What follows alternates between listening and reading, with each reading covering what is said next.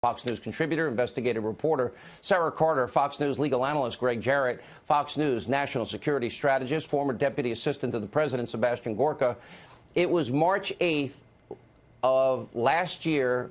You and John Solomon on this show broke the story of a FISA warrant and surveillance at Trump Tower, and how few in the media cared to follow what is the biggest abuse and corruption scandal in their lifetime. Sara. It's incredible, Sean, because there was so much evidence out there, little bits of evidence, that if they just latched onto it, they would have been able to see through and seen the truth. And they chose not to. And what's even more incredible is that the Obama administration and people associated with Hillary Clinton, and now we know Fusion GPS, Christopher Steele, Bruce Orr in the DOJ, Sally Yates, Andrew McCabe at the FBI, former director James Comey, they were spreading the disinformation campaign. You know, it was interesting. They tried to say that it was the Russians, but the whole time, based on an unverified and salacious dossier, and those are the words coming out of Comey's own mouth, they used that to spread lies about the Trump campaign to the media and anybody they could try to share it with. And this is what's so incredible. The media bought it. And they chose to ignore the other side. They chose to ask for verification. And the entire precedence of the special counsel was based on that dossier, according to McCabe. You know, I even have testimony. I don't have time to play it all. We have so much information to get out tonight, Gregg Jarrett. But remember, when Comey met with Donald Trump, he said it's unverified and it's salacious.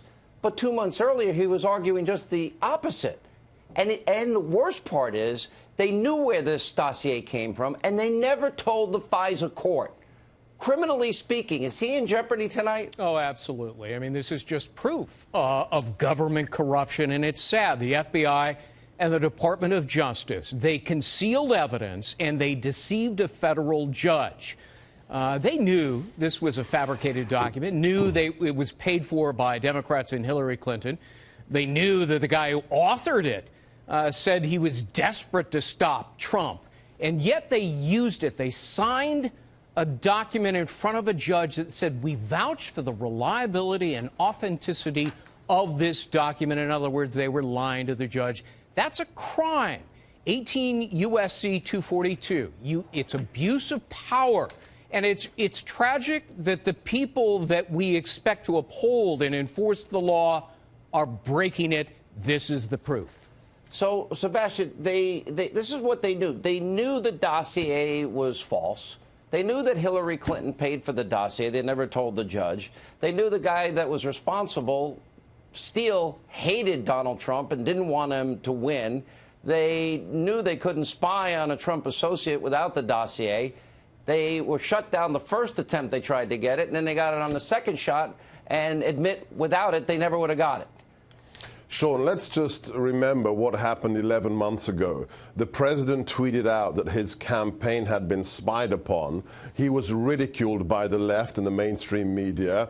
We now know not only is it true that he was spied upon by the Obama administration, but the warrant was acquired illegally. I had a chief of police text me today, and he said if any of his officers had acquired a warrant while excluding exculpatory information, that officer would be charged with perjury or abuse of power. Not only that, this is fascinating. Let's unwind all of it. Congressman Gates just reminded me, on the 16th of May, Rod Rosenstein escorted Robert Mueller to be interviewed by the president to be the director of the FBI again. He failed the interview. The president wanted somebody new. He didn't want a Bush-era person. The next day, May the 17th, after he fails that interview, Rod Rosenstein appoints him as the special counsel to investigate the president. How can he investigate the president in a subjective fashion? And lastly, what about all the congressmen and women who lied about this memo? For 4 days, they've been telling us it would reveal sources and methods. That's par for the course. Yeah, right? None of which was true. No sources and methods. Yeah. All right, let me go to Sara. Sara, it was about a year ago you broke this story. My sources tell me this is just the tip of the spear, the tip of the iceberg. and that there's so much more to come. I was given a percentage, about 15% of what is coming. What are your sources telling you? You were dead on accurate on March 8th of last year. My sources are telling me it's 10% of what is coming. So maybe there's even more, Sean, out there than what we expect. And this is even more important. The investigation is now going to be reversed. I know that members of Congress are going to call for a special counsel to investigate the investigators. There is going to be a number of people involved in this. Also, the information, as you reported, that's going to the IG, they're going to look at criminality here. Was there anything criminal going on? And from what appearances look like, there was. So they lied to the FISA courts, allegedly, and that's what they're going to be looking at. I tell you, Sean, this is just the beginning. This is not the end, Greg, and the investigation is in reverse. Last thoughts. Where is this going? I don't know, but I can tell you a congressional source tells me that Rod Rosenstein, in a meeting 3 weeks ago, threatened that Chairman Nunes and members of Congress that he was going to subpoena their texts and messages because he was tired of dealing with the Intel Committee. That's threats and intimidation and retaliation.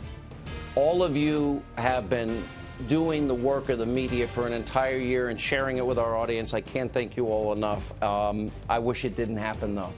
We have a lot of cleaning up to do.